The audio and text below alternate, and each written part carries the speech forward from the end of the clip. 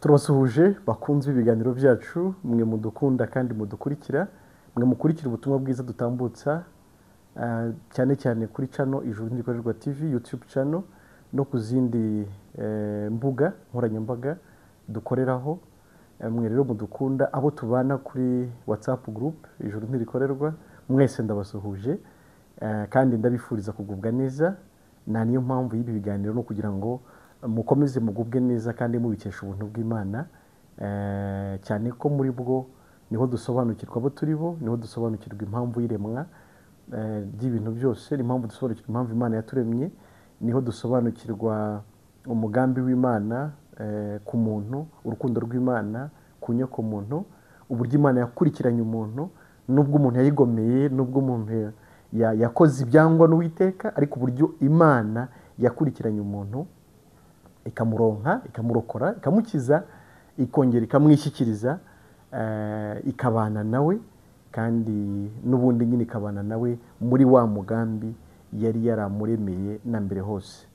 Urukundo rw'Imana rero rukomeze ruganze, rutwarire mu mitima yanyu, rukomeze rubabere byose, rukomeze rubahumurize, rukomeze rubabere impamvu yo kwishima nubwo haba hari ibibazo, impamvu yo kwishima nubwo haba hari ibikomeye, impamvu yo kwishima nubwo haba hari ibitagenda mu buryo bwacu tureberamo ibintu, ariko ku Mana burya nta kidashoboka, nta kinanira, nta kigoye, byose ni amahoro niba dufite kwizera ko Imana iri mu ruhande rwacu. So ubutumwa bwiza rero bwongera kugarura umuntu bukamuhuza n'Imana, noneho umuntu yamara kongera kuba umwe n'Imana, ubuzima bugatangira. Ubuzima bugatangira, niyo starting point y'ubuzima bw'umuntu burya. Tumara igihe kinini cyane tuzi ko duhari nyine kubera ko twavutse tukabona duhari, dukora ibyo abandi bakora, tutazi iyo tuva, tutazi iyo tujya, ariko the moment duhuye n'ubutumwa bwiza, igihe umuntu ahuriye n'ubutumwa bwiza, ubuzima burahinduka, umuntu arongera akabaho bushya. Niyo mpamvu ijambo rivuga ngo iyo umuntu ari muri Kristo Yesu aba ari icyaremwe gishya, ibya kera biba bishize. Ubuzima rero burahinduka, ibya kera bikaba bishize, umuntu akabaho bitandukanye rwose nuko yarasanzwe abaho, agatekereza bitandukanye nuko yarasanzwe atekereza, akinjira mu bumana, akinjira mu buzima bw'ubumana butandukanye cyane n'ubuzima yarasanzwe arimo, cyane ko nyine kuba umwana w'Imana, kuvuka kuri yo, Imana ikakubera so, Imana nyine twarebera mu byo yaremyeho gato tukamenya how powerful he is, tukamenya imbaraga zayo nuko ikomeye turebeye mu byo yaremye. Iyo Mana ikongera ikakubera umubyeyi, ikakurinda, ikakugenera, ikagutunga, ikakubeshaho, nawe urabyumva ko ni ubundi buzima umuntu aba atarigeze kumenya. So impamvu rero abantu babayeho nabi nyine ntabwo abantu babizi, nuko bari hanze y'umugambi w'Imana, bari hanze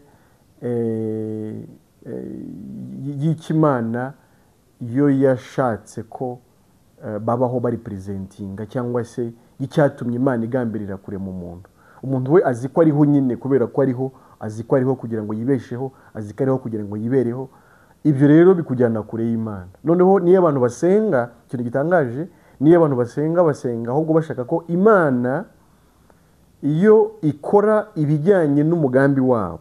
Wumva ikintu kibabaje, niyo abantu basenga bo basenga bumva ko Imana yakora ibyo bo bashaka. Niyo mpamvu y'amasengesho adafite n'umumaro abantu babamo umunsi ku munsi. Ariko ntabwo ari cyo, nureba nuko abantu batanabyumva, nureba isengesho Yesu yigisha abigusenga, ibyo ushaka bikorwe mu isi nk'uko bikorwa mu ijuru. So ubwami bwawe buze. So urumva rero ko Imana yo, isengesho nyakuri ni ryagombye kuba riri sohoza umugambi w'Imana, apana irihamagarira Imana gusohoza ubushake bwacu. So uzahora unasenga rero ariko nta kintu kizagenda, nta n'ikintu kizahinduka.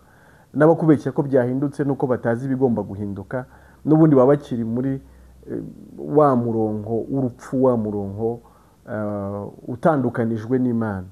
So mu by'ukuri rero impamvu nkunda ubutumwa bwiza ni uko ubutumwa bwiza bugarura umuntu ku Mana. Ubutumwa bwiza bubwira umuntu uburyo Imana yiyunze n'umuntu. Ubutumwa bwiza bubwira umuntu uburyo Imana yongeye kwakira umuntu.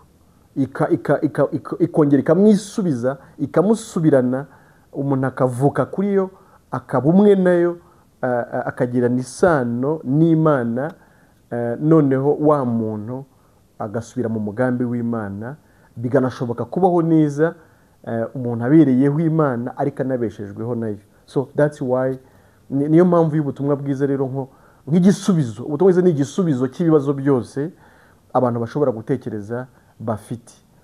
Nuko nyine bishobora kugorana kubyumva, ariko ubundi ubutumwa bwiza ni igisubizo cy'ibibazo byose abantu bashobora gutekereza ko bafite. Kuko nyine Imana se ni igiki nyine kiri hejuru y'imbaraga z'Imana. Mu magambo dusanga mu rwandiko Pawulo yandikiye Abaroma mu gice cya 8 ku murongo wa 31, umva ukuntu aravuga ngo none ubwo bimeze bityo tuvuga iki? Ubwo Imana iri mu ruhande rwacu, umubisha wacu ninde? Try to think, gerageza gutekereza just iryo jambo ryonyine. None ubwo bimeze bityo tuvuga iki? Ubwo Imana iri mu ruhande rwacu, umubisha wacu ninde? Iryo gusa. Try, think twice. Ongera utekereze niba Imana iri mu ruhande rwacu nyine. Tekereza niba Imana iri mu ruhande rwawe. Tekereza niba Imana ariyo your shelter, ariyo ikurinda, ariyo rutare rugukingira, ariyo mutabazi wawe, ariyo mubyeyi wawe. Come on, tekereza icyo kintu. Niba Imana iri mu ruhande rwawe, niba Imana iri mu ruhande rwacu, umubisha wacu ninde? Think, tekereza icyo kintu. Iyo tubabwira ubutumwa bwiza rero, tuba tugira ngo mwumve uburyo Imana yongera igafata umuntu wari waragiye kure yayo, bityo akabaho nabi ubuzima bwe bwose, kuko ari kure y'Imana, kuko yigenga, kuko yiberaho, kuko yibeshaho, kuko ubwenge bw'ikiza n'ikibi bwamumenyesheje ko ari we the master w'ubuzima bwe, ari we chef w'ubuzima bwe. Mu by'ukuri uwo muntu akabaho nabi kubera gutandukana n'Imana. Ubutumwa bwiza rero butubwira uburyo Imana yiyunze natwe. Iyo tubwira ubutumwa bwiza rero ni isoko y'indi mibereho myiza yose umuntu yatekereza akwiriye kugira akiri hano mu isi. Uwo murongo niko tubwira Abaroma 8:31, none ubwo bimeze bityo tuvuga iki? Ubwo Imana iri mu ruhande rwacu, umubisha wacu ninde? Nyine yabandi 3:2, mbese ubwo itimanye umwana wayo ikamutanga ku bwacu twese, izabura ite kumuduhana n'ibindi byose? Amen.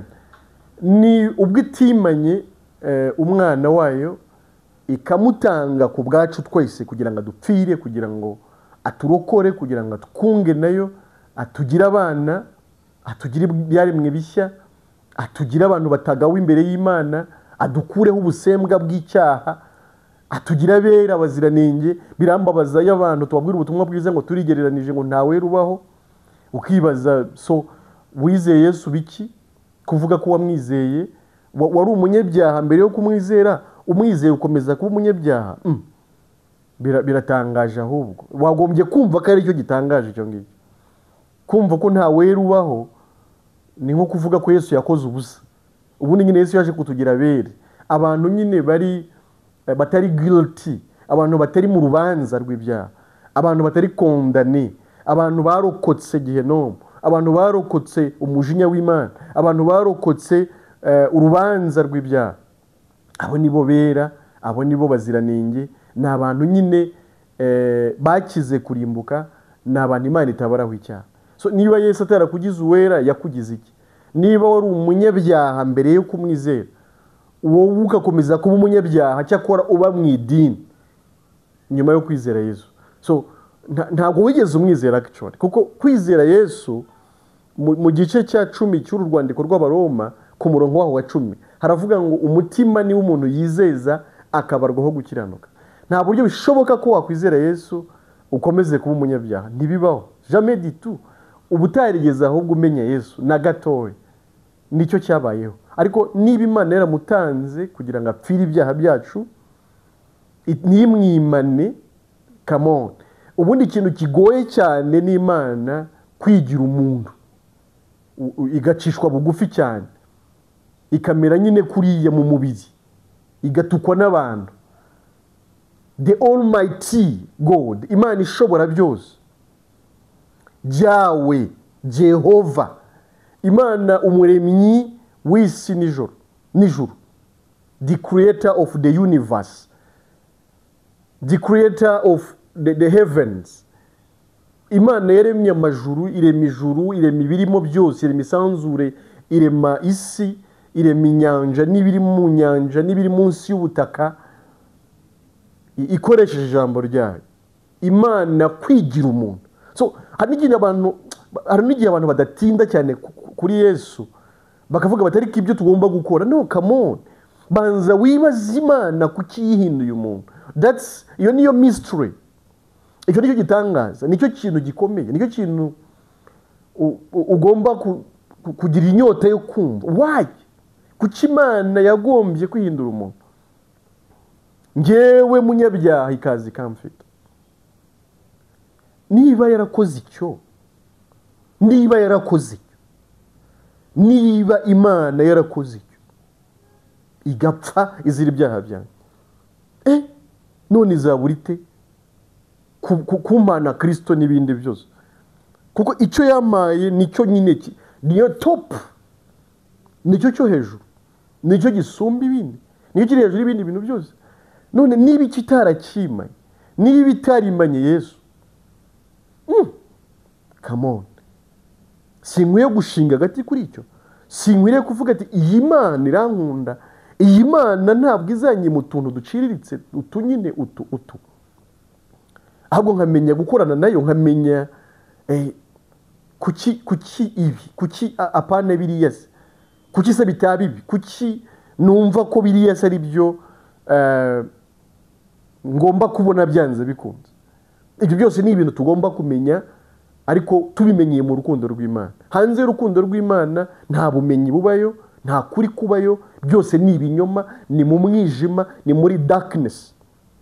Ni mpamvu ijambo ritubwira ko Imana yadukuye mu bwami bw'umwijima ituzana mu bwami bw'umwana wayo ikunda ari Yesu Kristo. So he's our king, niwe mwami wacu, niwe mutahiza mukuru. I like that words. Iri jambo riba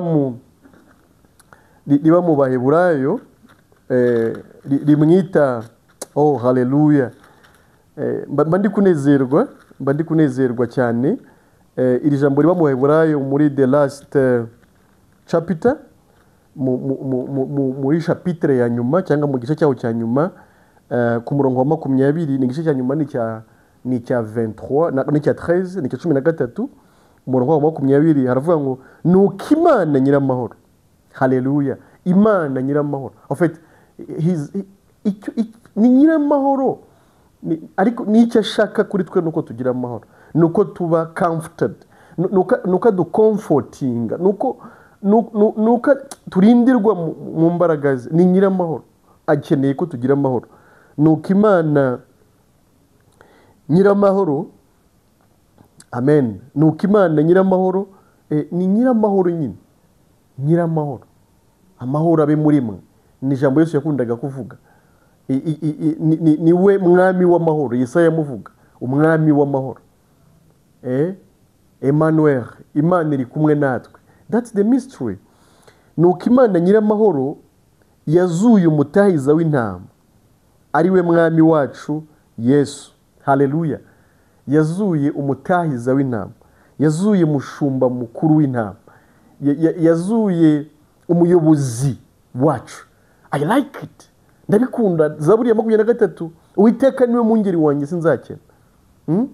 Andyamisha mu cyanya cy'ubwatsi bubisi, anshora iruhande rw'amazi adasuma, ansubiza intege mu bugingo bwanjye, anyobora inzira yo gukiranuka kubw'izina rye. Naho nanyura mu gikombe cy'igicucu cy'urupfu, sinzatinya ikibi cyose, kuko ndi kumwe nawe. Inshyimbo yawe n'inkoni yawe nibyo bimpumuriza. Haleluya. Umutahiza mukuru w'intama, the master, umushumba mukuru w'intama. Haleluya. Kandi ukunda intama ze at the point yo kuba yarazipfiriye. Haleluya. Ari we mwami wacu Yesu, imuzurishije amaraso y'isezerano ry'iteka ryose. That's amazing. Actually, the sin was paid by his blood. Icyaha cyarishyuwe, so amaraso yaremewe, impongano yaremewe, nk'uko umutambyi mukuru yinjiraga hahera agiye guhongerera ibyaha by'abantu. Amaraso yamenywe ku gicaniro, amaraso yashyizwe ku rutambiro yakwemerwa akagaruka. That was a sign, yabaga ari sign yuko, cyabaga ari ikimenyetso cyuko igitambo cyemewe. The same with Christ, imuzurishije amaraso y'isezerano. Ayo maraso y'isezerano, ese ni isezerano, ni isezerano ryo kubabarirwa ibyaha. So ayo maraso rero Imana yarayemeye, na niyo mpamvu yazuye Kristo. Nicyo bari kutubwira nk'igihamya cyuko ibyo umutambyi yakoze, ibyo Kristo akoze atambirira ibyaha byacu, Imana yabyemeye. So kuzuka kwa Yesu rero ubundi ni victory, ni declaration yo kwera kwacu, ni declaration yo gukiranuka kwacu. Abaroma 4:25 hatubwira ko yatangiwe ibicumuro byacu azurirwa kugira ngo tugirwe intungane. That's very powerful. Ni amagambo akomeye cyane y'ubutumwa bwiza. Imuzurisha amaraso y'isezerano ibatunganye rwose mu byiza byose, kugira ngo mukore ibyo ishaka, ikorera muri mwe ibishimwe imbere yayo ku bwa Yesu Kristo. Icyubahiro kibe icye iteka ryose. Amen. Nashaka kuvuga cyane hano umutahiza mukuru w'intama. Niba Kristo ari we mutahiza, niba ari we mushumba mukuru w'intama, Dawidi he was representing Christ somehow. Yavugaga asobanura, Dawidi yagaragazaga bimwe mu byo tubona kuri Kristo. Ariko ubwira Sawuli yaramubwiye ngo yo ndagiye intama, yo ndagiye intama, yo ndagiye intama, ikora kugira ngo amutinyure, amubwire ko Goliyati atari kidasanzwe. Ko yamwereke ko ntatinye Goliyati, ntacyo atwaye, nta muntu umurimo wo kubakanga, wo kubatera ubwoba. Kandi nanjye I like that. Niba Imana iri mu ruhande rwacu, nothing to worry about. Ntacyo gutinya, witinya. I repeat it, witinya. Ndagira ngo ukomeze muri Kristo Yesu. Niba warizeye Kristo, ukizera ubu butumwa tuvuga, ukizera ko wababariwe, ko watsindishirijwe, ko wagizwe umwere, aho ngaho naba ariho uturiza. Imana iri mu ruhande rwawe, nta mubisha. Dawidi yabwiye Sawuli, aramubwira ati databuja, ndi umuhungu w'umugaragu wawe Yesayi, ndagira intama za papa. Ariko I experienced something. Hari ibintu nabonye by experience, nabonye mu murimo wo kuragira. Ni ikirura kije kigafata umwana w'intama, ndagicakira, nkagikubita, nkacyambura umwana, yintarije, nyasamura urwasaya, ngakuramo umwana w'intama yari itwaye. He was representing Christ somehow. Nashaka kuvuga nibyo koko yaraje adukiza icyaha n'urupfu. Yabikoze neza, akwiriye amashyi, akwiriye gushimwa. The King of Kings, the Lion, intare yo mu muryango wa Yuda, ngo aranesheje. Niko bamubonye mu byahishuwe, niko bamubonye ajya kubumbura umuzingo w'igitabo. He came to the rescue. Yaje gucungura abantu be, yaje kubanyaga shitani, yaje kudukura mu rupfu rw'iteka. And he succeeded, kandi yarabikoze, kandi yabigezeho. Haleluya. Tugomba kumushimira, tugomba kuvuza amakondera, tugomba kuzamura isinzi. Yuvuga ngo uri umunyabyaha, come on, yakoze iki? What did Christ do? Niba warakomeje kuba umunyabyaha, and he made it. Yaraje amwambura imfunguzo, afungurira abera. Yaraje adukura mu maboko ya shitani, atsinda icyaha ku musaraba, atsinda icyaha n'urupfu, arazuka ku munsi wa gatatu, atugize abera, abakiranutsi, abantu Imana itabaraho icyaha. Haleluya. ubwo Imana itamwimanye ikamutanga ku bwacu izabuzwa n'iki kumuduhana n'ibindi byose. I like Jesus yakundaga kubwira abigishwa be nabo bari bamuziho igice cyane bati muzageza he kwizera gukeya, mwaba afite kwizera guke mwe. Ariko yashaka kugaragaza ko with the faith hamwe no kwizera ibintu byose birashoboka. Nuko abantu bagiye hirya yo kwizera, abantu bashishikajwe n'imirimo aho gushishikazwa no kwizera, bituma badasobanukirwa icyo Yesu yakoze, ngo bongere begere Imana, bongere babe umwe n'Imana, basabane n'Imana. Muri Yesu birakunda, ibibazo birakemuka, muri Yesu hari intsinzi, muri Yesu hari ukunesha, muri Yesu hari ubushobozi, muri Yesu hari ubuzima, muri Yesu hari amahoro, muri Yesu hari umunezero, muri Yesu hari umutekano, muri Yesu hari ukubaho, muri Yesu hari ukubaho none kandi n'iteka ryose. Ndamukunda Yesu, yamaye ubuzima, yamaye kubaho, yamaye kubaho neza. Nawe kandi wabibona, nawe wabaho neza, wabaho utekanye, wabaho wuzuye, wabaho unyuzwe, wabaho uguwe neza, wabaho nta marushanwa urimo, wabaho uzi neza ko ahubwo watsinze. Muri Yesu ntiturushanwa, ahubwo muri Yesu twashyizwe hejuru cyane, kuko ntabwo turushanwa bya hano. Niba tunasiganwa ni ugusiganirwaho Yesu ari, ni ukwisobanura ukidusiganirwaho Yesu ari, nuko ari we buzima bwacu nyakuri. Hari umuririmbyi uvuga ngo dusiganirwa aho Yesu yicaye adutegereje. Dusiganirwaho Yesu ari kubera iki rero? Nuko ari we kandi nanone cyitegererezo cy'ubuzima bwacu, niwe twebwe. Dusiganwa rero dusingira ishusho yacu nyakuri muri Kristo Yesu. Haleluya. Uwo niwe ngira ngo akubere byose. Witinda kumva ubutumwa bwiza, witinda kumva uburyo yakubohoye, witinda kumva uburyo yagutsindishirije, witinda kumva uburyo yakugize intungane, witinda kumva uburyo yakugize umwere. Wishidikanishwa no kutizera, aho bwizere tuzibanire mu ijuru, ariko no mu isi tubane n'Imana amahoro. Niba Uwiteka, niryo jambo twasomye Abaroma 8:3-2, niba Uwiteka ari mu ruhande rwacu, umubisha wacu ninde? Hirya icyo gice cy'umunani cy'Abaroma bakomeza bavuga bati se ninde wadutandukanye n'urukundo rw'Imana? Mbese ni amakuba, mbese ni inzara, mbese ni ukwambara ubusa, mbese ni ibiriho, mbese ni ibizaza, mbese ni ibyago, mbese ni haleluya. Nta kintu cyadutandukanye n'urukundo rw'Imana, nta kibaho. Imana iradukunda cyane, kandi dukunda naho mu bigoyi, idukunda muri ibyo nyine wumva bidashoboka. Hizida arahari kugira ngo agutsindire, akuneshereze, agutabare. Niwe mutabazi wawe, niwe murinzi wawe, niwe mushumba wawe, niwe byose kuri wowe, niwe ukubereye maso, niwe Alpha, niwe Omega, n'itangiriro n'iherezo, niwe uri hejuru y'ibintu byose. Let him take lead. Reka bari uyobora. Ikibazo nuko ari we uyobora, nicyo kibazo. No kugira ngo umukiranutsi byaranze kubera kubyishakamo, ubishakira mu mbaraga zawe ntibizakunda. N'ibindi byose kugira ngo bigende neza, nuko ari we ubanyambere, nuko ari we wiringira, nuko ari we ujya kuri vora agakontorora ubuzima bwawe bwose. Nibitagenda gutyo uzakomeza kuba uri umunyabyaha, kandi uzakomeza kumva bitagenda, uzakomeza kumva uri umukene, uzakomeza kumva utubashywe, uzakomeza kumva nta bwenge utarize menshi, uzakomeza kumva usuzuguritse, uzakomeza kumva n'ibindi byose bikomoka ku cyaha, uzakomeza kubyibonaho. Ariko Yesu yaje kugira ngo atugire abakiranutsi, atugire abere, ariko kandi atuzamurire ubuzima, aduteturure, atuzamure, atugire abantu bo hejuru, abantu bari mu bumana kure cyane. Mu by'ukuri adushyire aho tutari gushobora kwishyira, aho wisi itadushyira, aduha agaciro tutari dufite, tubeho neza mw'inosi, ariko n'ubundi tuzanayivaho kugira ngo twinjire mu mwuzuro w'ubuzima bwacu nyakuri.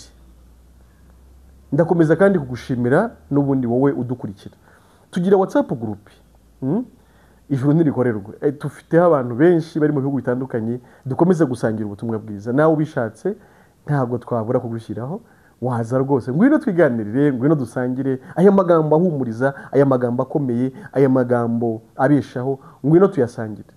Nyandikira kuri 07844257, niba uri hanze y'igihugu guteranya 250 7844257 tugushyireho, duhore dusangira amagambo ameze gutya, amagambo akomeye, amagambo y'ubwenge, amagambo mvajuru, amagambo y'umwuka nyine koko abeshaho umuntu akabaho mu mbaraga z'ubumana.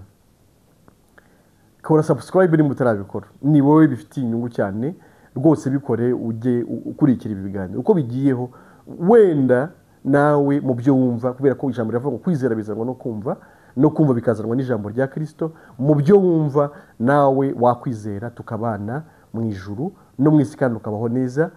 Niba waranizeye kandi tuzakomeza kuguha n'amagambo akomeza kubaka ubuzima bwawe, akomeza kugukomereza mu byo wizeye, akomeza gutuma ubuzima bugira icyanga, ubuzima bugira igisobanuro. Muri Kristo ubuzima bugira igisobanuro.